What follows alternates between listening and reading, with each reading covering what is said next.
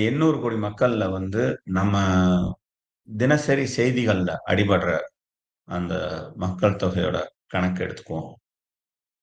அத வந்து வருஷத்துக்கு கணக்கு எடுத்துக்குவோம். கணக்கு எடுத்துக்கிட்டு வருஷம் முழுக்க அ நடக்கிற அந்த கிரைமோட ரேட், இல்ல நெகட்டிவான செய்திகளோட ரேட் அப்படின்னு எடுத்து நீங்க பார்த்தீங்க அப்படின்னா, அதோட சதவீதம் அப்படின்றது 0.0001% இருக்கும். அப்படிலாம் இருக்கிறதுனால தான் நம்ம வந்து இயல்பா இன்னைக்கு வந்து நடமாட முடியுது. வெளியில எங்கேயும் நடமாட முடியுது. நம்மளுடைய தொழில்கள நம்ம செய்ய முடியுது அப்படின்னு. இதே 1% இருந்தா கூட இந்த உலகம் நம்பகத்தன்மை இல்லாத ஒரு இடமா மாறியிருக்கும். அதான் உண்மை. ஸோ நெகட்டிவான விஷயங்கள் இங்க எவ்வளவு நடக்குது அப்படின்னா, 0.0001% தான் நடக்குது. அதுவே பாசிட்டிவான விஷயங்கள் எவ்வளவு நடக்குது அப்படின்னா, 99.99% பாசிட்டிவான விஷயங்கள் தான் இந்த உலகத்துல இருக்கு. ஆனா நமக்கு பாசிட்டிவான விஷயங்கள விட, நெகட்டிவான விஷயங்கள் கேட்டு, கேட்டு, கேட்டு பழகிட்டோம். நம்மளுடைய இந்த சொசைட்டியும் நம்மள அப்படிதான் பழக்குது. நீங்க ஏர்போர்ட்டுக்கு போனீங்க அப்படின்னா, ஏகப்பட்ட கெடுபிடி இருக்கும். லக்கேஜ் செக் பண்ணுவான், உங்கள செக் பண்ணுவான். எல்லாத்தையும் கன்னா பின்னான்னு செக் பண்ணிட்டு தான் நீங்க ஒரு நாட்டுக்குள்ள போக முடியும். ஸோ 2, 3 செக்கிங் எல்லாம் முடிச்சு தான் நீங்க பண்ண முடியும். ஸோ அந்த அளவுக்கு அ என்ன சொல்றது? ஃப்ளைட்ல அ என்ன சொல்றது? தீவிரவாதிகளோட அட்டாக்கோ, இல்ல வெப்பன்ஸ கொண்டு வந்து மிரட்டலோ இருக்கா அப்படின்னு பார்த்தா,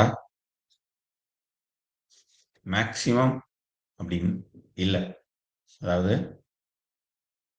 99 புள்ளி என்ன சொல்றது? 999% வந்து நடக்கிறதில்ல. அப்புறம் ஏன் இது நடக்குது அப்படின்னா, இந்த 0.001% மேல இருக்கிற பயம் தான். ஸோ அது மாரி தான் மார்க்கெட்டும். மார்க்கெட்ல நம்ம விழுகிறத மட்டும் தான் பார்க்குறோம். மார்க்கெட்டோட டேட்டா கிட்டத்தட்ட 100 வருஷத்துக்கு மேல இன்னைக்கு இருக்கு. நம்மளோட இந்தியன் மார்க்கெட்டோட டேட்டா அப்படின்னு பார்த்தா, ஒரு 50 வருஷ டேட்டா எடுக்க முடியும். அதுல வந்து டிஜிட்டலா அ இருக்கிற டேட்டாஸோட கவுண்ட்ன்னு பார்த்தீங்க அப்படின்னா, 91ல இருந்து எடுக்க முடியும். ஏன்னா 91ல இருந்து தான் நம்ம வந்து டிஜிடைஸ்டா மாறுனோம். என்எஸ்சி இந்தியா அப்படின்னு சொல்லிட்டு ஒரு எக்ஸ்சேஞ்ச் உருவாச்சு. பிஎஸ்சில இருந்த கரப்ஷன்ஸ் மேல அ மக்களுக்கு நம்பிக்கை இல்லாம போனதுனால, இப்படி ஒரு என்எஸ்சின்னு ஒரு எக்ஸ்சேஞ்ச் உருவானது. பிஎஸ்சியும் தன்னை மாத்திக்கிட்டாங்க. ஸோ இன்னைக்கு நமக்கு 2 எக்ஸ்சேஞ்ச் இருக்கு அப்படின்னா, அதுக்கு இதுதான் காரணம். இந்த 91ல இருந்து 2024 இந்த இந்த வருஷம் முடியப் போகுது. கிட்டத்தட்ட 33 வருஷம் டேட்டாஸ் நம்மட்ட இருக்கு. இந்த 33 வருஷமும் மார்க்கெட்ல என்ன நடந்திருக்கு அப்படின்னு பார்த்தா, ஓவராலா மார்க்கெட் நல்லா குரோ ஆயிருக்கு. நீங்க 33 வருஷத்துக்கு முன்னாடி ஒரு தங்கத்துல ரூ. 1,00,000 போட்டிருந்தீங்கன்னா, உங்களுக்கு இன்னைக்கு கிடைக்கிற ஒரு ரிட்டர்ன்ஸ் இருக்கும்ல, அத விட நீங்க ஒரு 33 வருஷத்துக்கு முன்னாடி சென்னை மாதிரியான ஒரு ஊர்ல நல்ல ஒரு முக்கியமான இடத்துல, அதாவது வேளச்சேரி, அ அந்த மாதிரியான ஒரு இடத்துல ஒரு இடம் வாங்கி போட்டிருந்தா, இன்னைக்கு குரோ ஆயிருக்கும்ல. அத அந்த குரோத்த விட ஷேர் மார்க்கெட்ல கொண்டு வந்த குரோத் அப்படின்றது அபரிதமானது. இதுக்கு டேட்டாஸ் இருக்கு. நெட்ல நான் உங்களுக்கு காமிக்கிறேன். இத ஏன் நான் சொல்ல வரேன் அப்படின்னா, நமக்கு ஷேர் மார்க்கெட்ட பத்தியான நெகட்டிவ் ஒப்பீனியன்ஸ் அப்படின்னும்போது, மார்க்கெட் மேல இருக்கிற பயத்துல நம்ம நியாயமா செய்ய வேண்டிய முதலீட செய்யாம விடுறதுனால. ஒரு நல்ல புத்திசாலியான முதலீட்டாளர் அப்படின்றவன், மார்க்கெட் விழுகும்போது அத ஒரு வாய்ப்பா பார்ப்பாங்க. ஏன்னா ஒவ்வொரு தடவையும் மார்க்கெட் விழுகும்போதும், மார்க்கெட் திரும்பவும் அதுக்கு முன்னாடி இருந்த ஹை அ பாயிண்ட்ட விட, அதாவது ஒரு அ ஒரு உச்சிய தொட்டிருக்கும்ல, ஒரு பீக். அந்த பீக்க உடைச்சுக்கிட்டு இன்னொரு புது பீக் எடுக்கும். அப்படிதான் மார்க்கெட் இன்ன வரைக்கும் குரோ ஆயிருக்கு. இப்ப நடுவுல விழுகுது அப்படின்னா, விழுகிறத வாய்ப்பா பார்க்கணும். இந்த லாஸ்ட் 1 1/2 மந்த்தா கூட மார்க்கெட் வந்து விழுந்துகிட்டே தான் இருக்கு. அதாவது கடைசியா மார்க்கெட்டோட சூப்பர் ஹை அப்படின்றது எ எப்ப அப்படின்னா, செப்டம்பர் 27ல இருந்தது. 26,500 வரைக்கும் போச்சு. போயிட்டு அங்க இருந்து அப்படியே படிப்படியா விழுந்து, இன்னைக்கு வந்து 23,000 24,000க்குள்ள போய்க்கிட்டு இருக்கு. ஸோ, இப்போ இங்க இருந்து இத ஒரு வாய்ப்பா நெனச்சு, நீங்க இன்னைக்கு ஒரு முதலீடு செஞ்சீங்க அப்படின்னா, இந்த முதலீடு அப்படின்றது அதன் பழைய உயரத்த தொடும்போதே நியர்லி 10% தொற்றும். ஸோ, பழைய உயரத்த தொட்டுட்டு அப்படியே நிக்கிறதில்ல. மார்க்கெட் எப்பவுமே பழைய உயரத்த தொடும்போது, பழைய உயரத்த தாண்டும். ஒரு புது உயரத்த தொடும். அந்த புது உயரத்த தொடும்போது, மார்க்கெட்டோட உங்களுடைய வளர்ச்சி அப்படின்றது, அதாவது உங்களுடைய இன்றைய முதலீடு அப்படிங்கிறது மிக, மிக, மிக, மிக அதிகமாக இருக்கும். ஒரு ஈஸியா ஒரு 20% சிஏஜிஆர் 1 இயர்ல நிஃப்டில வந்துரும். இதே நெக்ஸ்ட் 50 அப்படின்னு சொல்லிட்டு, அதுக்கு அடுத்து ஒரு 50 கம்பெனிஸ் இருக்காங்க. அந்த கம்பெனியோட இண்டெக்ஸ்லாம் பார்த்தீங்கன்னா, ஏற்கனவே இந்த லாஸ்ட் 1 இயரா 30% குடுத்துக்கிட்டு இருக்கு. இனி அதுவுமே நல்லா 30% வரும். இது mid cap, small cap and என்ன சொல்றது? அ இண்டஸ்ட்ரி பேஸ்டான அ நிஃப்டிஸ் இருக்கு இல்லையா? Auto Nifty, fin Nifty, bank Nifty அப்படின்னு. அதெல்லாம் வந்து புதிய உயரத்த தொடும். தொடும்போது இன்றைய முதலீடு அப்படின்றது எந்த அளவுக்கு போகும் அப்படின்ற அந்த படத்தை நம்ம பார்க்கணும். ஸோ, இப்ப நம்ம பேசின விஷயங்கள வந்து நான் உங்களுக்கு ஸ்க்ரீன்ல ஷேர் பண்றேன். ஏன்னா மார்க்கெட்ட நான் இங்க இந்த கிளாஸ் வரும்போது நீங்க வந்து இதுல ஏதோ ஒரு டெக்னிக்கலா சொல்லி தர போறாரு. அ என்ன சொல்றது? சார்ட்ட காமிக்க போறாரு அப்படின்னு நினைக்காதீங்க. ஒரு நல்ல ஷேர் மார்க்கெட் டீச்சர் அப்படின்றவங்க இந்த சார்ட் இருக்குல்ல, லைன் சார்ட், அ அந்த ஹேண்டில் ஸ்டிக் சார்ட் இது எல்லாத்தையும் வந்து நடத்துறது எல்லாத்தையும் கடைசியா வச்சுப்பாங்க. அடிப்படையத்தான் முதல்ல நடத்துவாங்க. ஃபண்டமெண்டல் எங்க அது ஸ்ட்ராங்கா இருக்கா அப்படின்றத தான் நடத்துவாங்க. நானும் அதத்தான் உங்களுக்கு புரிய வைக்கணும்னு நினைக்கிறேன். ஃபர்ஸ்ட்டு ஷேர் மார்க்கெட்ட பத்தி நம்ம தெரிஞ்சு அதுல முதலீடு செய்றதுக்கு முன்னாடி, இந்தியன் எக்கானமி பத்தி தெரியணும். குளோபல் எக்கானமி பத்தி நமக்கு தெரியணும். ஏன்னா, இன்னைக்கு நாம குளோபலைஸ்டு செஞ்சுரில இருக்கோம். இன்னைக்கு எல்லா நாடுகளும் இன்னொரு நாட்டோட மிக நெருக்கமான ஒரு தொழில் வர்த்தகத்த பண்ணிக்கிட்டு இருக்காங்க.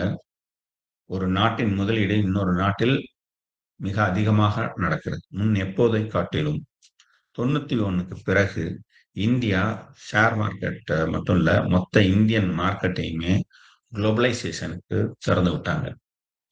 குளோபலைசேஷனுக்கு திறந்து விட்டதுக்கு அப்புறமா தான் நம்மளுடைய வளர்ச்சின்றது பல மடங்கா மாற ஆரம்பிச்சது. அதே மாதிரி அ என்ன சொல்றது? நம்மள விட நமக்கு முன்னாடி இருந்த மார்க்கெட் திறந்து விடப்பட்ட மார்க்கெட்னா, சைனா மார்க்கெட். சைனா மார்க்கெட்ல 3 மார்க்கெட் இருக்கு. எல்லாருக்கும் தெரிஞ்சது ஷாங்காய் மார்க்கெட்டு, அப்புறம் பீஜிங்ல இருக்க மார்க்கெட்டு. இதத்தான் சொல்லுவாங்க. பட் இன்னும் ஒண்ணு இருக்கு. Hong Kong market. ஹாங்காங்குமே சைனாவோட ஒன் ஆஃப் த என்ன சொல்றது? Dominion country. ஸோ அவங்களுக்கு கீழ இருக்கிற கண்ட்ரீஸ் தான். ஸோ இந்த 3 மார்க்கெட் இருக்கு இல்லையா? இதுல வந்து ஒரே ஒரு மார்க்கெட்ட மட்டும் அவங்களுடைய அ உள்நாட்டு வர்த்தகத்துக்கு யூஸ் பண்ணிட்டு, மிச்ச 2 மார்க்கெட்ட உலக வர்த்தகத்துக்கு திறந்து விட்டாங்க. அப்படி திறந்து விட ஆரம்பிச்சதுக்கு அப்புறமா தான், அந்த நாட்டோட பொருளாதாரம்ன்றது மிக வேகமா வளர ஆரம்பிச்சது. நம்ம நாட்டோட பொருளாதாரம் அப்படின்றதும் அதுக்கப்புறமா தான் நல்லா வளர ஆரம்பிச்சது. ஆ இப்போ குளோபல் மார்க்கெட்ல நெக்ஸ்ட் ஒரு 30 இயர்ஸ் எப்படி இருக்கும் அப்படின்னு பார்க்கலாம். நெக்ஸ்ட் 30 இயர்ஸ் இந்த மக்கள் தொகையோட வளர்ச்சி அப்படின்றது 800 பில்லியன் இருந்து ஒரு 850 கோடி. அதாவது 800 பில்லியன் கிடையாது. 800 கோடி. 8 பில்லியன். அந்த 8 பில்லியன்லேருந்து 8.5 பில்லியன் தொட்டு, அதுக்கு அடுத்து அப்படியே திரும்ப குறைஞ்சுக்கிட்டே வரும் அப்படின்னு சொல்றாங்க. ஏன்னா, ஏற்கனவே என்னன்னா, அதோட வளர்ச்சி நம்ம மக்கள் தொகையோட உலக மக்கள் தொகையின் வளர்ச்சி ஒரு சேச்சுரேட்டட் பாயிண்ட்ட தொட்டுட்டு, திரும்ப அப்படியே தானே குறையுது. இதுல சைனா ஒரு நல்ல உதாரணம். சைனாவோட மக்கள் தொகைய நம்ம இன்னைக்கு நம்ம பீட் பண்ணிட்டோம். இன்னைக்கு உலகத்திலேயே மக்கள் தொகை அதிகமான நாடு அப்படின்னு பார்த்தீங்கன்னா, இந்தியா தான். அதே மாதிரி உலகத்திலேயே அதிக இளைஞர்களின் சக்தியா இருக்கிற நாடும் இந்தியா தான். அப்போ இது எல்லாமே அடுத்த 30 வருஷத்துல நமக்கு ஒரு பெரிய ஈல்ட கொண்டு வரும். இத நான் சொல்லல. உலக நாடுகளோட புள்ளி விவரங்கள் நமக்கு சொல்ற விஷயங்கள தான் நான் உங்கள்ட்ட ஷேர் பண்ணிக்கிறேன். ஓகேங்களா? ஸோ இந்த மார்க்கெட் அடுத்த 30 வருஷத்துல ஒரு வேகமான ஒரு குரோத் அப்படின்றது இந்தியால தான் அதிகமா சீனா நம்ம ஒரு கட்டத்துல ஓவர்டேக் பண்ணுவோம் அப்படின்ற எதிர்பார்ப்பு உலக நாடுகளுக்கு இருக்கு. உலக நாடுகள் அடுத்த 30 ஆண்டுகளுக்கு தொழில்நுட்பத்துல ரொம்ப அட்வான்ஸ்டா இருக்கிறதுனால, ஷேர் மார்க்கெட்ல பார்ட்டிசிபேட் பண்ணாத மக்கள் இன்னும் 60% பேர் இருக்காங்க. அந்த 60% பேர்களும் ஷேர் மார்க்கெட்டுக்குள்ள பார்ட்டிசிபேட் பண்ணுவாங்க அப்படின்ற ஒரு கணிப்பு இருக்கு. இந்தியாவுலலாம் பார்த்தீங்க அப்படின்னா, நம்ம ஷேர் மார்க்கெட்ல நேரடியாகவும், அதாவது ஷேர் மார்க்கெட்ல டிமேட் அக்கவுண்ட் பண்ணி ட்ரேட் பண்ற நேரடியாகவும், மறைமுகமாகவும் ட்ரேட் பண்றவங்களுடைய எண்ணிக்கை இன்னும் முழுமையா ஒரு 10,00,00,000 கூட தாண்டலைன்னு சொல்றாங்க. ஸோ, ஆனா நம்மளுடைய மக்கள் தொகை 130,00,00,000 தாண்டிருச்சு. ஸோ 130,00,00,000ல 10% 13,00,00,000. அந்த 10% கூட நம்ம இன்னும் தொடல. அது தொடுவதற்கு இன்னும் ஒரு 5, 6 வருஷம் ஆகும் அப்படின்னு சொல்றாங்க. அப்போ இன்னும் பொட்டன்ஷியல் மார்க்கெட் அப்படின்றது இன்னும் நெறைய இருக்கு. ஸோ மார்க்கெட்டோட குரோத் மக்களுக்கு எஜுகேஷன்ஸ் கடைக்கோடி வரைக்கும் போகும்போது, அவங்களோட எம்பவர்மென்ட் ஜாஸ்தியாகும். அதே மாதிரி மக்கள் அ என்ன சொல்றது? காலங்கள் கூட கூட நவீன எந்திரங்கள், டெக்னாலஜி இவங்களுக்கு மக்களுடைய உழைப்ப குறைக்க குறைக்க, அவங்க முதலீடுகள நிறுவனங்கள்ல போட ஆரம்பிப்பாங்க. முக்கியமா ஷேர் மார்க்கெட்ல போட ஆரம்பிப்பாங்க. ஸோ, ஷேர் மார்க்கெட்டுக்கான அந்த பங்குச்சந்தை வர்த்தகத்துக்கான வாய்ப்புன்றது அதிகமாயிட்டே போய்க்கிட்டே இருக்கு. அதே இந்த உலக பங்குச் சந்தையில இந்திய பங்குச் சந்தைன்றது இருக்கிற மார்க்கெட்ட விட ரொம்ப அதிகமான ரிட்டர்ன்ஸ் குடுக்குற மார்க்கெட் நம்ம மார்க்கெட்டா தான் இருக்கு. எந்த அளவுக்கு அப்டின்னா, கிட்டத்தட்ட அ மத்த மார்க்கெட் எல்லாமே பார்த்தீங்கன்னா, ஒரு 8% 9% லாஸ்ட் 30 இயர்ஸ் ரிட்டர்ன்ஸ் அப்டின்னு கொண்டு வரும்போது, நம்ம 12லிருந்து 15% கொண்டு வந்துகிட்டு இருக்கோம். ஸோ, இது ஏன் நான் சொல்ல வரேன் அப்டின்னா, மார்க்கெட்ல நம்ம இன்வெஸ்ட் பண்ண வேண்டிய அவசியம் என்ன அப்டின்றத நீங்க புரிஞ்சுக்கணுன்றதுக்காக நான் சொல்ல வரேன். ஓகே. இப்ப நான் என்னோட ஸ்க்ரீன ஷேர் பண்றேன்.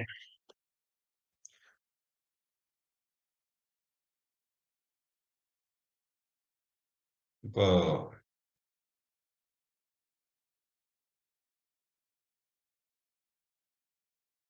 நிஃப்டி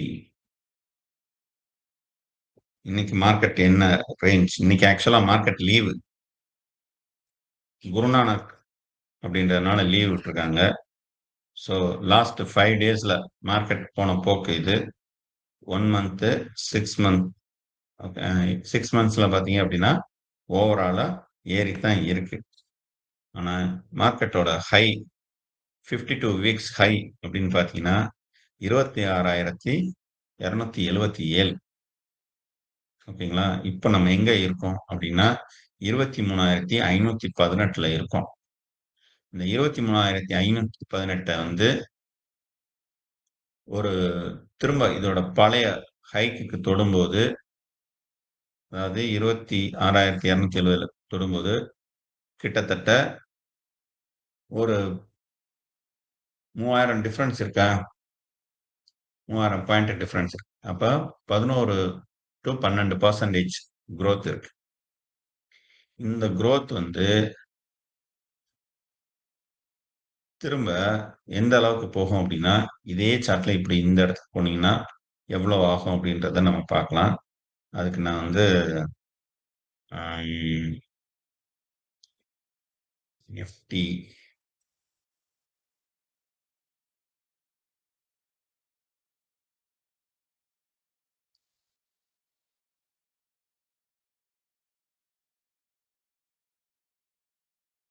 இந்த ட்ரேடிங் வியூவோட சார்ட் போலாம்.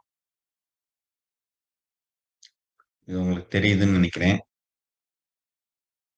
தெரியுது இல்லையா? ஓகே.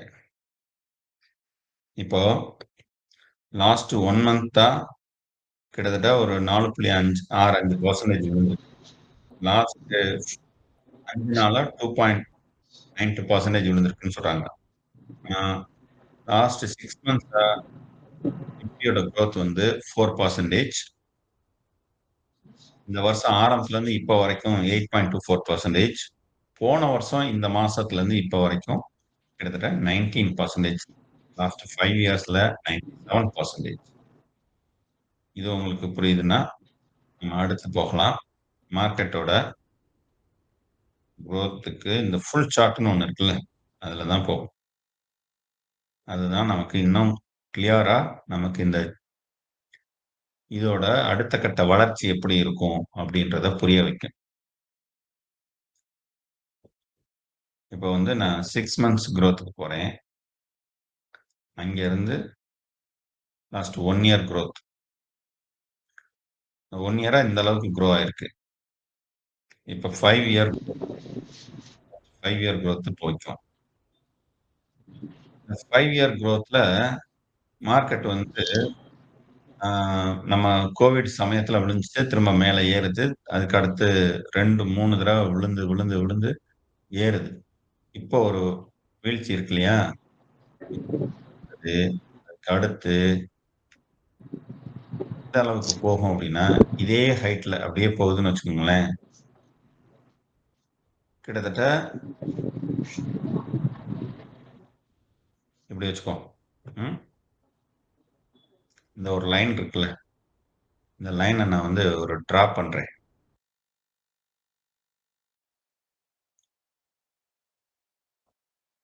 எவ்வளவு போகும்னு நம்ம தெரிஞ்சுக்கலாம்ல. இதே மாதிரி growth வந்துச்சு அப்படின்னா எவ்வளவு இருக்கு? 20 இருங்க. அதாவது இன்னும் கரெக்டா துல்லியமா பிடிக்கணும். 28,430 தொடணும். ஓகேங்களா?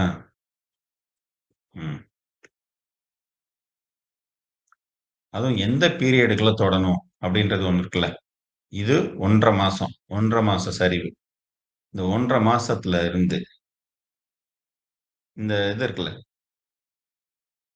கீழ தெரியுதுங்களா உங்களுக்கு? ஏப்ரல் 25, மே மாசம் 5ஆம் தேதி. இதே தானா இன்னும் அடுத்த 6 மாசத்துல எவ்வளவு தூரம் போகும் அப்படின்னா, இல்ல 1 வருஷத்துல வச்சுக்கோமா? கிட்டத்தட்ட அடுத்த செப்டம்பருக்கு எங்க போகும்? 30,000 தாண்டும் அப்படின்னு சொல்றாங்க. இது வந்து லாஸ்ட் ஒரு 6 மாச ரன் ரேட்ட வச்சு நம்ம எடுக்கிற கணிப்பு. ஓகேங்களா? இதுவே இன்னொரு லைன் நான் போடுறேன்.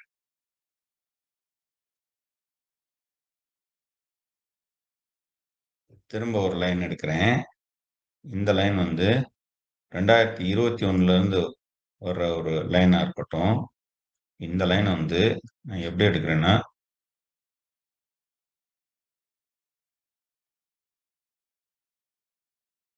இங்க இந்த ஒரு நியூ ஹை ஏற்கனவே தொட்டது. இது எல்லாத்தையுமே வச்சு பார்க்கையில,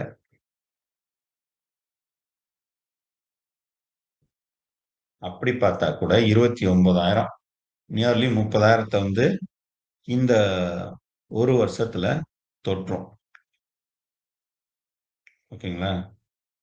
இதுவே தானா பழைய 6 மாசத்துக்கு முன்னாடி இருந்த வேகம் அப்படின்னா, இந்த 2 பாயிண்ட் முன்னாடி இருக்கிற 2 பாயிண்ட்டையும் தொட்டுச்சு அப்படின்னா, 37,000லாம் போகும். பட் நம்ம அதெல்லாம் எதிர்பார்க்கிறதுன்றது டூ மச் அப்படின்றதுனால, ஒரு சராசரியா நம்ம எதிர்பார்த்தா கூட ஒரு 30,000 தொடும். ஸோ, இப்ப மார்க்கெட் வந்து 30,000 தொடுறதா நம்ம வச்சுக்குவோம். கூகுள் இப்போ இதோட கால்சில வந்து அ 30,000 மைனஸ் 23,500 சும்மா இப்பல்லாம் கால்சி பரபரப்பா வருது.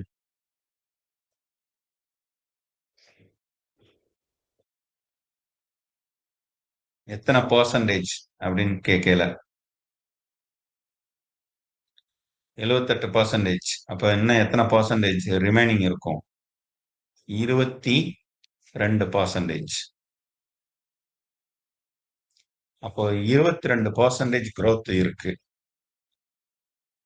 இங்க இருந்து அடுத்த வருஷம். அப்போ இன்னைக்கு நீங்க பாட்டம்ல இன்வெஸ்ட் பண்றீங்கன்னு வச்சுக்கோங்களேன். இந்த இடத்துல இன்வெஸ்ட் பண்ணும்போது, இத விடுங்க. இந்த லைன விட்டுருவோம். அ இந்த இடத்துல தொடும்போது 30,000க்கே உங்களுக்கு 22%. ஒருவேள last 6 months growth run rate எடுத்துச்சு அப்படின்னா, மார்க்கெட் வந்து 32,500 எடுக்கும். 32,500க்குலாம் இது இன்னும் ஜாஸ்தியா இருக்கும். பாருங்க. நான் ஒரு சின்ன கால்குலேஷன் 32,500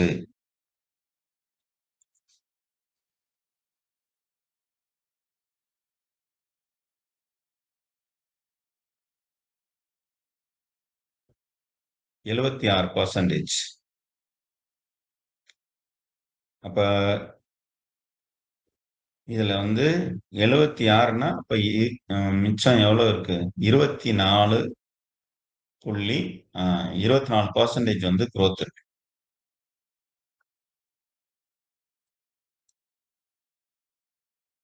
76 இல்ல. சாரி இங்க இருக்கு. கால்குலேஷன்ஸ் நான் தப்பா போட்டுட்டேன். இந்தா இருக்கு. அதாவது 38% growth வந்து நமக்கு இதுல இருக்கு அப்படின்னு சொல்லிட்டு. ஓகேங்களா? இது ஏன் சொல்ல வரேன் அப்படின்னா, இன்னைக்கு நீங்க போடுற முதலீடுன்றது 30,000 மார்க்கெட் தொடும்போது உங்களுக்கு எவ்வளவு growth இருக்கு அப்படின்றத காமிக்கிறதுக்காக நான் சொல்றேன். ஓகேயா? சரி. இப்ப நான் வேறு சில கணக்குகள நான் காட்டுறேன். Grove வந்து எனக்கு ரொம்ப பிடிச்ச ஒரு பிளாட்ஃபார்ம். இந்த பிளாட்ஃபார்ம்ல SIP calculator and lump sum கால்குலேட்டர்ன்னு ஒண்ணு இருக்கு. அத நீங்க அடிக்கடி ட்ரை பண்ணி பாருங்க.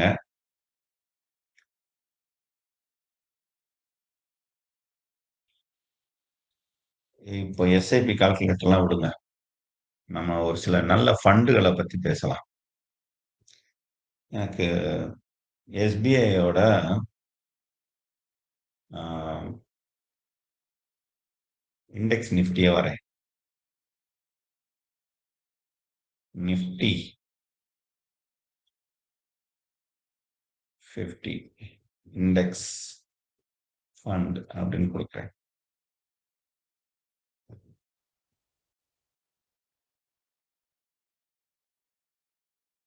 லாஸ்ட் 3 இயர்ஸோட growth இதுதான் காமிக்கிறான். இப்போ இதே இடத்துல வந்து நிஃப்டி நெக்ஸ்ட் 50 இண்டெக்ஸ் ஃபண்டுன்னு ஒண்ணு இருக்கு. பல பேரு நமக்கு இண்டெக்ஸ் ஃபண்டுன்னா அந்த நிஃப்டி 50 அந்த டாப் 50 மட்டும்தான் கால்குலேட் பண்ணுவோம். ஆனா நிஃப்டி நெக்ஸ்ட் 50 எல்லாம் இருக்கு. அதெல்லாம் பார்க்கணும். அதோட last 3 years growth 16.27%. 1 year growth பாருங்க. அதாவது போன வருஷம் இதே நாள் நீங்கள் செய்திருந்த 1,00,000 ரூபாய் முதலீடுக்கு இன்று உங்களுக்கு 1,44,500 ரூபாய் கிடைக்கும் அப்படின்னு சொல்றாங்க. இது வந்து நிஃப்டி நெக்ஸ்ட் 50 இண்டெக்ஸ் ஃபண்ட். இந்த அளவுக்கு இந்த growth இருக்கு. ஒருவேளை இது வந்து பழைய ரேட்ல இப்ப மார்க்கெட் விழுந்ததுக்கு அப்புறமா இருக்கிற நிலைமை. விழுகிறதுக்கு முன்னாடி 71 வரைக்கும் போயிருக்கு. 71 வரைக்கும் போயிருந்துச்சுன்னா அப்ப அதோட growth எவ்வளவு இருந்திருக்கும்? கிட்டத்தட்ட நீங்க போன வருஷம் போட்ட முதலீடுக்கு 50%க்கு மேல, அதாவது 1,00,000 போட்டிருக்கீங்கன்னா இப்போ இந்த செப்டம்பர் மாசம் வந்து இந்த ஃபண்ட்ல ஒரு 1,50,000 ரூபாய் இருந்திருக்கும். அந்த அளவுக்கு growth உள்ள ஃபண்ட். மார்க்கெட் ஹெவியா விழுந்தாலும் இந்த நிஃப்டி நெக்ஸ்ட் 50 எல்லாம் விழுகல. அதே மாதிரி இன்னும் ஒரு சில உங்களுக்கு சுவாரஸ்யமான விஷயங்களை நம்ம சொல்லணும் அப்படின்றதுக்காக நான் சொல்ல வரேன். பல பேர் வந்து மிட் கேப்பை வந்து ரொம்ப அண்டர் எஸ்டிமேட் பண்ணி வச்சிருப்பாங்க. ஆனா மிட் கேப் வந்து ஒரு நல்ல ரிட்டர்ன்ஸ் கொண்டு வரும்.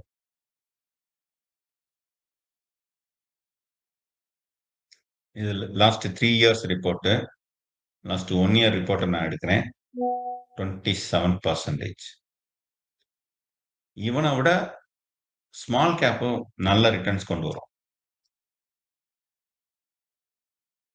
ஸ்மால் கேப் இருக்கு இல்லையா, இவனை பார்ப்போம். இது வந்து last 3 years report, 1 year report பார்ப்போம். 37. இவன்லயும் எனக்கு ரொம்ப பிடிச்சது வந்து எஸ்பிஐ ஸ்மால் கேப் ஃபண்ட். அவன் எவ்வளவு வச்சிருக்கான்னு பார்ப்போம். 28. ஆனால் பல பேருக்கு தெரியாதது, ஸ்மால் கேப்லயே ஸ்மால் கேப் 100 இண்டெக்ஸ் ஃபண்டுன்னு ஒண்ணு இருக்கு. 250 index fund. 250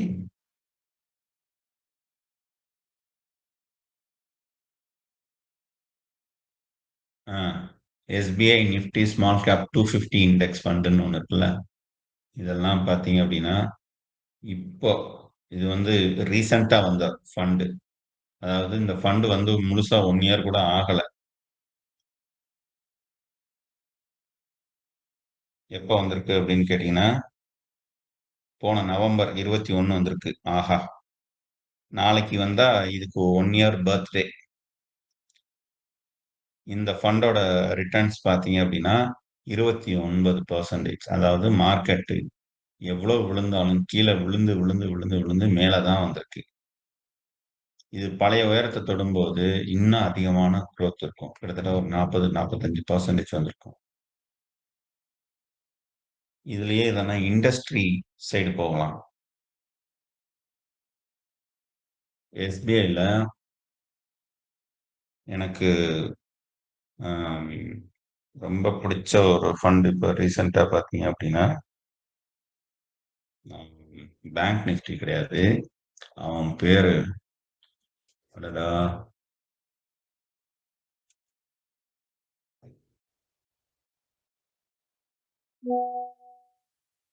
energy sectors fund போறேன். இந்த எனர்ஜி ஆப்பர்ச்சுனிட்டிஸ் ஃபண்ட் இப்போ ரீசெண்டா வந்த ஃபண்டு. இப்போ லாஸ்ட் 1 மந்த்தா விழுந்திருக்கு. இன்னும் அதுக்கான முழுசான growth இல்லை. ஆனா இந்த ஃபண்டு வந்தப்ப ஜனவரி மாசம் தான் வந்திருக்கு. ஸோ அதனால இதோட growth நல்ல மேலே ஏறிட்டு இப்ப திரும்ப கீழே விழுந்திருக்கு. ஆம், ஹெச்டிஎஃப்சியோட செக்யூரிட்டி ஃபண்ட் ஒன்று இருந்துச்சு. அதாவது செக்யூரிட்டின்றேன், எனர்ஜி ஃபண்ட் இல்ல. அது என்னது? அந்த ஃபண்ட் பேரு, அதாவது மிலிட்ரிக்கு எல்லாமே யூஸ் பண்ற டிஃபென்ஸ் ஃபண்ட். ம்.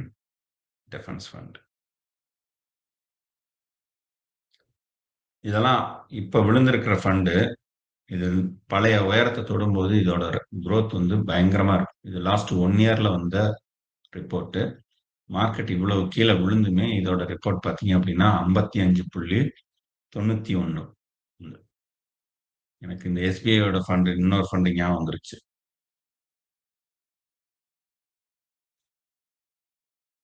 SBI PSU fund. இதெல்லாம் 3 இயர்ஸ் growth. 6 மந்த்ஸா வந்து மார்க்கெட் கீழே விழுந்துகிட்டே இருக்கு. நான் லாஸ்ட் 1 இயர் growth பாருங்க, கிட்டத்தட்ட 51%. போன வருஷம் நீங்க இதே நாள் இன்வெஸ்ட் பண்ணிருந்தீங்கன்னா, 1 லட்சம் இன்வெஸ்ட் பண்ணீங்கன்னா உங்க அக்கௌண்ட்ல கிட்டத்தட்ட 1.5 லட்சம் ரூபாய் இருந்திருக்கும். இதெல்லாம் நான் ஏன் சொல்றேன் அப்படின்னா, மார்க்கெட்ல இப்படியான ஆப்பர்ச்சுனிட்டிஸ் எல்லாம் இருக்கு அப்படின்றத நீங்க புரிஞ்சுக்கணுன்றதுக்காக நான் சொல்ல வரேன். இப்ப சில ஃபண்ட், இப்ப இந்த ஃபண்ட் எல்லாம் எடுத்துக்கோங்களேன். இந்த ஃபண்ட விடுங்க. இதுக்கு முன்னாடி ஒரு ஃபண்ட் இருந்துச்சு. எனக்கு ரொம்ப பிடிக்கும். பிஎஸ்யூ ஃபண்ட விட லாங் டர்மா இருக்கிற ஃபண்டுல வந்து ஹெச்டிஎஃப்சி பேலன்ஸ் அட்வான்டேஜ் ஃபண்ட் வந்து ரொம்ப வருஷமா இருக்கு.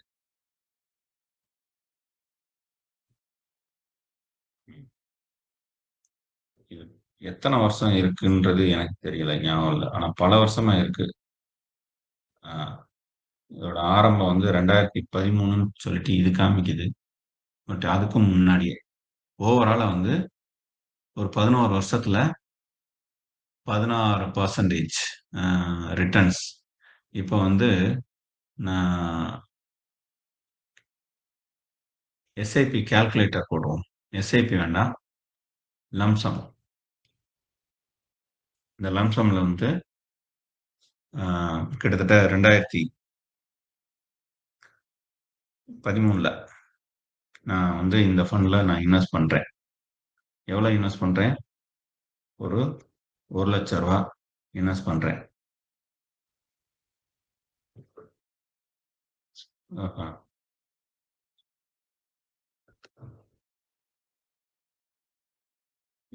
ஓகே. இது வந்து இது கால்குலேட்டர் கிடையாது. நான் வந்து குரூ எஸ்ஐபி கால்குலேட்டர்.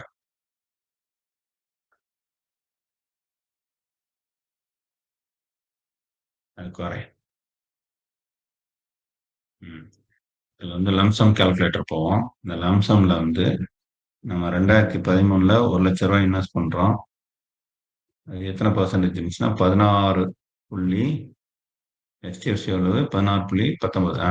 பார்த்தா 16.2 வச்சுக்கலாம்.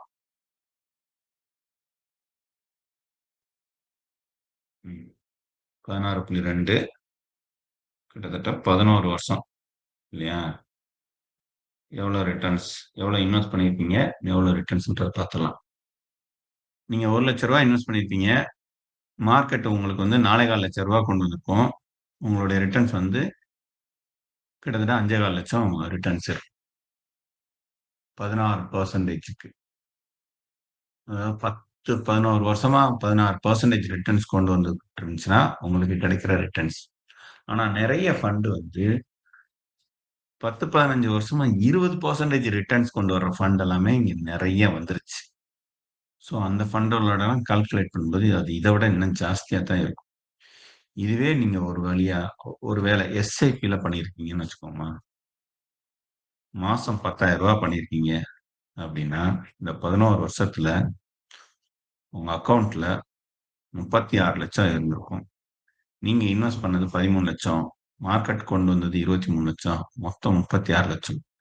இந்த 36 லட்சம்ன்றது எவ்வளவு இருக்கும் அப்படின்னா, நீங்க இன்னைக்கு ஒரு வீடு வாங்கலாம். வாங்குறதுக்கு தேவையான பணம் இந்த 10,000த்துல இருந்து இருக்கும். இத வச்சு தான் பொதுவா என்ன சொல்லுவாங்க அப்டின்னா, நீங்க ஒரு ஹவுசிங் லோன்ல வீடு கட்டுறத விட, ஆ ஹவுசிங் லோன்ல போறத விட, ஒரு வாடகை வீட்ல இருந்துட்டு, ஆம் மிச்சம் இருக்கிற பணத்த வந்து ஒரு ஆ மியூச்சுவல் ஃபண்ட்ஸ்ல போட்டாலே, சொந்த வீடு கட்டிறலாம் அப்டின்ட்டு. அதாவது ஆ நீங்க வந்து லோன் கட்டாம 10 வருஷத்துல கட்டிறலாம். ஃபார் எக்ஸாம்பிள் நீங்க 10 வருஷத்துக்கு முன்னாடி ஒரு ஹவுசிங் லோன் எடுக்கிறீங்கன்னு வச்சுக்கோமா, அந்த ஹவுசிங் லோன்ல வந்து ஆம் மாசத்துக்கு 25,000 சாதாரண அ என்ன சொல்றது? ரொம்ப கம்மியா தான் நான் சொல்றேன். மாசத்துக்கு 25,000 அப்படின்ற மாரி ஒரு ஹவுசிங் லோன் போனீங்க அப்படின்னா, அந்த ஹவுசிங் லோன் போறதுக்கு பதிலா, நீங்க ரூ. 10,000க்கு ஒரு வீட வாடகைய பார்த்துட்டு, மிச்சம் இருக்க 15,000த்த இன்வெஸ்ட் பண்ணுனீங்கன்னா, இன்னைக்கு உங்க அக்கவுண்ட்ல 54,00,000 இருந்திருக்கும். அந்த 54,00,000த்துக்கு நீங்க புது வீடு இன்னைக்குள்ள வசதியோட நல்லாவே கட்டிறலாம். ஸோ வாடகை வீடுக்கு போறத விட நல்லது. சொந்த வீட கட்டுறத விட. அதாவது லோன்ல சொந்த வீட கட்டுறது. லோன்ல சொந்த வீடு அதாவது ஹோம் லோன் போறதுன்றது ஒரு மிகப்பெரிய ட்ராப். அத விட வாடகை வீடு அ இருந்துகிட்டு, மிச்சம் இருக்க காச வந்து மியூச்சுவல் ஃபண்ட்ஸ்ல இன்வெஸ்ட் பண்ணிட்டு லாங் டர்மா விடும்போது, நீங்க 20 வருஷத்துல நீங்க அ இன்னும் ஜாஸ்தியா இருக்கும். சில பேர் வந்து 20 வருஷம் லோன்லாம் போயிருந்தாங்க அப்டின்னா, 20 வருஷத்துல உங்களுக்கான ரிட்டர்ன்ஸ்ன்றது கிட்டத்தட்ட இந்த அளவுக்கு இருக்கும். நீங்க லோன் கட்டுற காச இப்டி அதுல பாதி காச போட்டிருந்தா கூட 2,45,00,00,000 உங்களுக்கு வந்திருக்கும். அத வச்சு நீங்க அன்னைக்கு ஒரு சூப்பர் வீட கட்டியிருக்கலாம். கட்டிறலாம். ஸோ அதுக்காக நான் சொல்ல வரேன். அன்னைக்கு நீங்க கட்டியிருந்த வீட்டோட மதிப்பு ஆ 25,000 25,00,000 இருந்தா கூட இப்ப வந்து அது வந்து ஒரு 50 இல்லாட்டினா ஒரு 70,00,000 தான் போகும். ஆனா மியூச்சுவல் ஃபண்ட்ஸ் வந்து 2,00,00,000 வரைக்கும் போகும். 2,45,00,000 வரைக்கும் போகும். இது வந்து ஒரு கணக்கு தான். ஆம் மார்க்கெட் மேல நம்பிக்கை வச்சு நீங்க இன்வெஸ்ட் பண்ணணும் அப்படின்றதுக்காக சொல்லப்படுகின்ற கணக்கு. ஏன்னா மார்க்கெட் வந்து ரியல் எஸ்டேட்ட விட, தங்கத்த விட நல்ல ரிட்டர்ன்ஸ் கொண்டு வருது அப்படின்றது தான் இங்க நான் சொல்ல விரும்புற விஷயம். ஆனா மார்க்கெட்ட நீங்க வந்து ஒரே நாளையில கத்துக்கலாம் அப்படின்றத மறந்துருங்க. ஏன்னா ஒரு நாளையில கத்துக்க முடியாது. ஏன்னா அது ஒரு நாளையில உருவாகல. பல நூற்றாண்டுகளாக உருவான விஷயம். அதுல வந்து பல ஒவ்வொரு கம்பெனிக்கும் ஒரு ஒரு சிஏ இருப்பார். அந்த சிஏக்கு கீழ ஏகப்பட்ட அக்கவுண்டன்ட்ஸ் இருப்பாங்க. இவங்க எல்லாம் சேர்ந்து ஒரு டேட்டாஸ ஜெனரேட் பண்ணி அத மார்க்கெட்க்கு குடுப்பாங்க. மார்க்கெட்ட அ ரெகுலேட் பண்ற அந்த செபியா இருக்கட்டும், என்எஸ்சியா இருக்கட்டும், பிஎஸ்சியோட டீமா இருக்கட்டும், இவங்க எல்லாருமே அவ்ளோ படிச்சுட்டு உள்ள வந்திருப்பாங்க. மார்க்கெட்ன்றது அவ்ளோ காம்ப்ளிகேட்டடான விஷயம். ஓகேங்களா? ஸோ அங்கெல்லாம் வந்து அ பணம் அதிகமா அதாவது கோடிக்கணக்குல விளையாடுன்றதுனால, ரொம்ப அ என்ன சொல்றது? நுணுக்கமா பார்ப்பாங்க. ஸோ நீங்க மார்க்கெட்ட வந்து ஒரு நாளையில கத்துக்கணும்னு நெனைக்கிறத விட்டுட்டு, மார்க்கெட்ல கொஞ்சம் கொஞ்சமா கத்துக்குவோம். ஆனால் இன்று முதலீடு செய்யத் தொடங்கலாம். அதுவும் ஒரு மியூச்சுவல் ஃபண்ட்ஸ் வழியா கொஞ்சம் கொஞ்சமா முதலீடு செய்ய தொடங்குங்க. இப்போ உங்க கையில பேங்க்ல ஒரு ரூ. 1,00,000 இருந்துச்சுன்னா, அத நான் 10 வருஷத்துக்கு எனக்கு அதுக்கான தேவை இல்ல அப்டின்ட்டு நீங்க முடிவு பண்ணீங்கன்னா, நீங்க ஒரு பிக்ஸட் டெபாசிட்ல போட்டு வச்சிருக்கிறத விட, ஒரு மியூச்சுவல் ஃபண்ட்ஸ்ல போடுறதுன்றது நல்லது. அதே மாதிரி அ நீங்க வந்து இந்த அ லோக்கல்ல சீட்டு கட்டுறது, ரெக்கரிங் டெபாசிட் கட்டுறது, அப்புறம் வந்து அ இன்சூரன்ஸ்ல வந்து அ மாசம் மாசம் கட்டுறது, இந்த மாதிரியான பைத்தியக்காரத்தனங்களை விட்டுவிடவும். இன்சூரன்ஸ்ன்றது இன்சூரன்ஸா மட்டும் தான் பார்க்கணும். ஹெல்த் இன்சூரன்ஸ் எடுத்துக்கணும். And life இன்சூரன்ஸ்னா, life இன்சூரன்ஸ்ல term insurance மட்டும் தான் மெயினா பார்க்கணும். டெர்ம் இன்சூரன்ஸ் எடுக்க முடியாத ஆட்கள் அதுல இருக்கிற மற்ற இன்சூரன்ஸ் பாலிசிகள நல்ல ரிட்டர்ன்ஸ் குடுக்கக்கூடிய பாலிசி. ரிட்டர்ன்ஸ்ன்றத விட நல்ல கவரேஜ் இருக்கிற பாலிசி. இன்சூரன்ஸ்ல நீங்க ரிட்டர்ன்ஸ் எதிர்பார்க்கக் கூடாது. இன்சூரன்ஸ்ல நீங்க எதிர்பார்க்க வேண்டியது கவரேஜ் மட்டும் தான். இன்சூரன்ஸ்ல கவரேஜ் மட்டும் பாருங்க. அதுல எது ஹை கவரேஜ் குடுக்குது, அந்த கவரேஜ் எதுல வந்து கூடிக்கிட்டே போகுதோ, அதுல தான் நீங்க இன்வெஸ்ட் பண்ணணும். சாரி, இன்சூரன்ஸ் எடுக்கணும். ஏன்னா, இன்சூரன்ஸ வந்து இன்வெஸ்ட்மென்ட்டா நம்ம பார்க்கவே கூடாது. இன்சூரன்ஸ்ல நீங்க மாசம் மாசம் இன்வெஸ்ட் பண்ணியிருக்கீங்க அப்படின்னா, தயவு செய்து அதுலருந்து வெளில வந்துருங்க. அதுதான் உங்களுக்கு நல்லது. ஓகேங்களா? ஸோ, அதே மாரி தங்கத்துல முதலீடு பண்றது, அ வீட்டுல அதாவது இடத்த வாங்கி போடுறது, இதெல்லாம் ஒரு அளவுக்கு வச்சுக்கோங்க. ஏன்னா, அதெல்லாம் லிக்விடேட் பண்றதுன்றது ரொம்ப கடி. நாளைக்கே நீங்க தங்கத்த விக்க போனீங்கன்னா, நீங்க உங்க கையில செய்கூலி சேதாரம்லாம் போட்டு வாங்கியிருப்பீங்க. அதாவது 8 பவுன் தங்கத்த அ நீங்க வந்து 8 பவுனோட ரேட்டுக்கு வாங்கியிருக்க மாட்டீங்க. 10 பவுன் ரேட்டுக்கு வாங்கியிருப்பீங்க. ஏன்னா, செய்கூலி சேதாரம்லாம் அதுக்குள்ள சேரும். அதோட ஜிஎஸ்டியுமே சேரும். ஸோ, அதே விக்க போம்போது 8 பவுனுக்கு தான் எடுப்பான்னா, அங்கேயும் 8 பவுனுக்கு கூட எடுக்க மாட்டான். 7 1/2 பவுனுக்கு தான் எடுப்பானுங்க. ஏன்னா, அந்த என்ன சொல்றது? அ வேஸ்டேஜ்ன்னு சொல்லிட்டு அதுல ஒரு 1/2 பவுன கழிச்சுருவானுங்க. அதான் உண்ம. ஸோ தங்கத்துல வந்து முதலீடுன்றது, அத விக்க போம்போது, லிக்விடேட் பண்ணும்போது இருக்கிற பிரச்சனைகள நீங்க கணக்கில் எடுத்துக்கொள்ள வேண்டும். ஸோ அப்படி பார்க்கையில, அதுவும் ஒரு நல்ல ரிட்டர்ன்ஸ் கிடையாது. அதே மாரி ரியல் எஸ்டேட்ல நீங்க பண்ற இன்வெஸ்ட்மென்ட்டும் கேரண்டீஸ் கிடையாது. கேரண்டீஸ்னா, அ லிக்விடேட் பண்ற இமிடியேட் லிக்விடேட் கிடையாது. நாளைக்கே இடத்த விக்கணும் அப்படின்னா, உங்களுக்கு நாளைக்கே எதனா பார்ட்டி வந்து காச குடுத்து எல்லாம் முடியாது. அது ஒண்ணு. நீங்க நெனச்ச விலைக்கு கிடைக்காது. அதுல அ நியாயமான விலை இருக்குமா? உங்கள யாரும் ஏமாத்தாம இருப்பாங்களா? அப்படின்றதுக்கு எந்த கேரண்டியும் கிடையாது. ஆனா, மார்க்கெட் வந்து அதுலலாம் நெறைய ரூல்ஸ் அண்ட் ரெகுலேஷன்ஸ் போட்டு, மியூச்சுவல் ஃபண்ட்ஸ் வந்து அத வந்து பயங்கரமா அ என்ன சொல்றது? கண்காணிச்சு, இன்வெஸ்ட் பண்ணி, கஸ்ட் அ இன்வெஸ்டர்ஸோட அ இன்வெஸ்ட்மென்ட்ட வந்து ரொம்ப கேர்ஃபுல்லா ஹேண்டில் பண்ணுவாங்க. உங்களுக்கு நல்ல ரிட்டர்ன்ஸ் குடுத்தா தான் அவங்களுக்கு நல்ல குரோத் இருக்கும் அப்படின்றது அவங்களுக்கு நல்லா தெரியும். அதனால ரொம்ப கேர்ஃபுல்லா பண்ணுவாங்க. நாளைக்கே தான நீங்க எனக்கு லிக்விடேட் பண்ணணும். நான் மொத்த யும் என்ன சொல்றது ரிட்டர்ன்ஸ் மொத்த பணத்தையும் நானு ரிட்டர்ன் எடுக்கிறேன் அப்படின்னு சொன்னா, மியூச்சுவல் ஃபண்ட்ஸ்ல எடுத்துறலாம். எந்த சிக்கலும் கிடையாது. ஸோ இதுதான்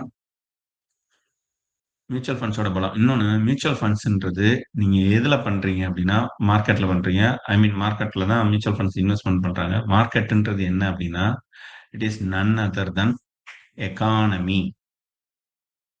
நீங்க இன்வெஸ்ட் பண்றதே இந்தியன் எக்கானமில இன்வெஸ்ட் பண்றீங்க. ஸோ எக்கானமின்றது குரோ ஆயிக்கிட்டே தான் இருக்கும். மக்கள் வளர்ச்சி இருந்துகிட்டே இருக்கும்போது, எக்கானமியோட குரோத்தும் இருந்துகிட்டே தான் இருக்கும். டெக்னாலஜியோட குரோத் இருக்கும்போது, எக்கானமியோட குரோத் இருந்துகிட்டே தான் இருக்கும். ஸோ, எக்கானமி குரோ ஆகும்போது, உங்களுக்கான இன்வெஸ்ட்மென்ட்டும் குரோ ஆயிக்கிட்டே தான் இருக்கும். ஸோ, மத்தத கம்பேர் பண்ணும்போது, மியூச்சுவல் ஃபண்ட்ஸ் வழியா மார்க்கெட்ல பண்ற இன்வெஸ்ட்மென்ட் அப்படின்றது much, much, much, much better. So, இதுல இன்வெஸ்ட் பண்ணுங்க. இதுல வந்து இன்வெஸ்ட் பண்றதுக்கு சரியான ஆட்கள புடிங்க. நாங்க அதத்தான் பண்ணி குடுத்துக்கிட்டு இருக்கோம், எங்களுடைய கஸ்டமர்ஸுக்கு. நாங்க யார் அப்படின்னா, நாங்க ஒரு டாக்ஸ் அண்ட் ஃபினான்சியல் கன்சல்டன்ட். நாங்க என்ன பண்ணிக்கிட்டு இருக்கோம் அப்படின்னா, எங்களுடைய வாடிக்கையாளர்களுக்கு மியூச்சுவல் ஃபண்ட்ஸ் ஆ அதுல வந்து மியூச்சுவல் ஃபண்ட் டிஸ்ட்ரிபியூட்டர் கோட் எடுத்திருக்கோம். என்ஐஎஸ்எம் லைசென்ஸ் வாங்கியிருக்கோம். ஸோ சரியான இன்சூரன்ஸ் சாரி சரியான மியூச்சுவல் ஃபண்ட்ஸ்ல எங்க கஸ்டமருக்கு இன்வெஸ்ட் பண்றதுக்கு நாங்க ஹெல்ப் பண்றோம். 1. 2வது அவங்களுக்கு ஒரு ஹெல்த் இன்சூரன்ஸ் வேணுமா? ஒரு லைஃப் இன்சூரன்ஸ் வேணுமா? கஸ்டமருக்கு எது பெனிஃபிட் ஆகுமோ, அதத்தான் நாங்க வந்து எங்களுடைய கஸ்டமருக்கு குடுப்போமே ஒழிய, எங்களுக்கு அதிக கமிஷன் கிடைக்கும் அப்டின்ட்டுலாம் நாங்க பண்றதில்ல. ஸோ இதுதான் எங்களுடைய மாடல். ஏன்னா கஸ்டமர் வளரும்போது நாங்களும் வளருவோம். மியூச்சுவல் ஃபண்ட்ஸ் அத தான் எங்களுக்கு பண்ணுது. ஸோ நல்ல மியூச்சுவல் ஃபண்ட்ஸ நாங்க ஏன் கைட் பண்ணுவோம் அப்டின்னா, அந்த ஃபண்ட் வளரும்போது, அந்த ஃபண்டோட அசெட் அண்டர் மேனேஜ்மென்ட்டும் வளரும். இப்டி வளரும்போது எங்களுக்கான குரோத்தும் அதுல இருக்கு. ஸோ நாங்க நல்ல சர்வீசஸ குடுக்கணும்னு தான் பார்ப்போம். ஸோ மியூச்சுவல் ஃபண்ட்ஸ்ல இன்வெஸ்ட் பண்றது தான் ஒரு நல்ல அ காமன் பீப்பிளுக்கு சரியான இன்வெஸ்ட்மென்ட்டா இருக்க முடியும். ஸோ நீங்க அதுல இன்வெஸ்ட் பண்ணுங்க. இந்த மீட்டிங் அ இன்னும் அடுத்தடுத்த கட்டங்களுக்கு நகரணும். அ ஸோ அதற்கான திட்டங்களோட நாங்க வருகிறோம். அம் இப்போ ஒரு ஷார்ட் பீரியட்ல நாங்க இத அனவுன்ஸ் பண்ணி இந்த மீட்டிங் நடந்திருக்கு. ஆனால் மிக விரைவில் இன்னும் ஒரு பெரிய மீட்டிங் பக்கா பிளானோட அ பல என்ன சொல்றது? நுணுக்கமான விஷயங்கள மக்களுக்கு எளிமையா புரிய வைக்கிற அ வழிகள ஒரு பிரசன்டேஷனா எடுத்து கொண்டு வந்து ஒரு நல்ல ஆன்லைன் மீட்டிங்க நம்ம நடத்துவோம். ஓகேங்களா? ஸோ இந்த மீட்டிங் உங்களுக்கு யூஸ்ஃபுல்லா இருந்திருக்கும் அப்படின்னு நான் நம்புறோம். அடுத்த மீட்டிங்ல நம்ம சந்திக்கலாம்.